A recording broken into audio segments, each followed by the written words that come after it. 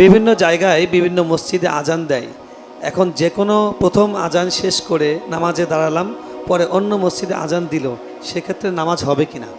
কোনো অসুবিধা নাই, ওয়াক্ত হয়ে গেছে, আজান হয়ে গেছে, আপনি জামাত শুরু করবেন, এরপর অন্য জায়গায় যদি আজানও হয় তাতে কোনো অসুবিধা নাই, আপনার নামাজের কোনো অসুবিধা হবে না। আর বাংলাদেশে এক এক মসজিদে এক এক সময় আজান দেয়, যদিও একটা টাইমে যদি বা কাছাকাছি টাইমে যদি আজান দেওয়া হতো সেটা ভালো হতো, কিন্তু পৃথক পৃথক টাইমে আজান হয় তাতেও সুবিধা আছে যে এক জায়গা মিস হলে আরেক জায়গায় জামাত পাওয়া যায়। জি হুজুর, আমার প্রশ্ন হলো, আমার একটা নীল পাঞ্জাবি আছে, আমি প্রতি জুমায় পাঞ্জাবিটা পরে সালাত আদায় করি এবং আল্লাহর রহমতে প্রচুর দাওয়াতও পাই। তাহলে এই পাঞ্জাবিটা কি দাওয়াত পাওয়ার একটা উসিলা হিসেবে ধরা যাবে কি না?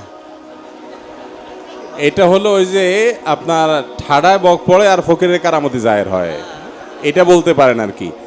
আপনি দাওয়াত পান, এখন পাঞ্জাবির বরকত খুঁজতেছেন। তো এগুলো এগুলো নিছক আমাদের মনের ওয়াসওয়াসা। অনেক সময় আমাদের এগুলো মনে হয় যে এই কারণে বোধহয় এটা হচ্ছে, ওই কারণে বোধহয় এটা হচ্ছে, এরকম কিছুই না।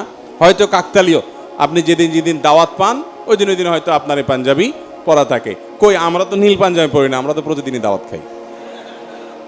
যদি দাওয়াত খাওয়ার জন্য নীল পাঞ্জাবির কোনো ভূমিকা থাকতো তো সাদা পাঞ্জাবি পরে তো দাওয়াতই পাইতাম না আমরা।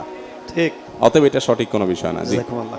এখনকার বেশিরভাগ মসজিদে সম্মানীয় হুজুররা শুধুমাত্র স্বামীর প্রতি স্ত্রীর দায়িত্ব কর্তব্য পালনের কথা উল্লেখ করেন, কিন্তু স্ত্রীর প্রতি স্বামীর দায়িত্ব ও কর্তব্য পালনের কথা উল্লেখ করেন না, এবং বাবা মার প্রতি সন্তানদের দায়িত্ব কর্তব্যের কথা বলেন। পক্ষান্তরে উল্টাটা, সন্তানের প্রতি বাবা মার করণীয় সেটা নিয়ে কথা বলেন না। এ ব্যাপারে এই অবস্থা থেকে বের হওয়ার উপায় কি?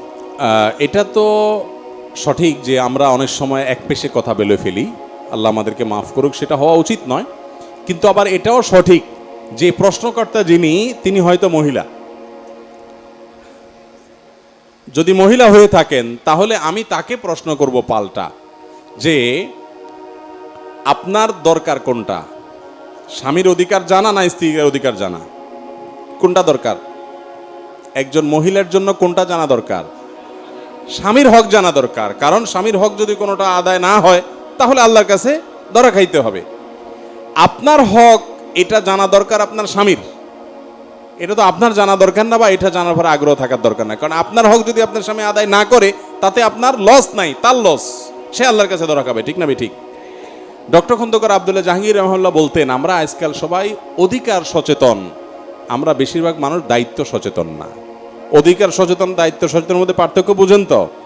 নিজের অধিকারের ব্যাপারে আমরা সবাই সোচ্চার, কিন্তু আমার কর্তব্যের ব্যাপারে আমরা ওরকম সোচ্চার না। ভাইরা আমার, আপনার স্বামী আপনার হক আদায় করছে না, এর কারণে কি আপনার